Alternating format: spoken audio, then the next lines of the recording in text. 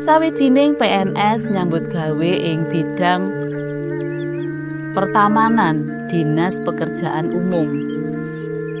Saiki anake loro, Ivan umur 9 tahun lan Ayu umur 7 tahun. Nanging upama arep nganggo tembung panyapa Dik, sajak ora ngajeni. Ora nitik saka busana lan tata trapsilane genah lamun priyayi luhur. Kulawarga ningrat mungguh sebutane ing jaman biyen.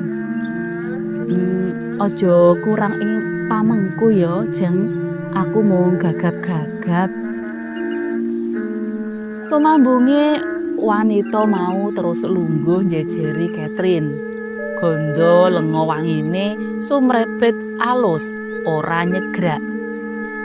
Sliramu kuwi wanita. Kok wayah dudu wayah ning enggon sepi?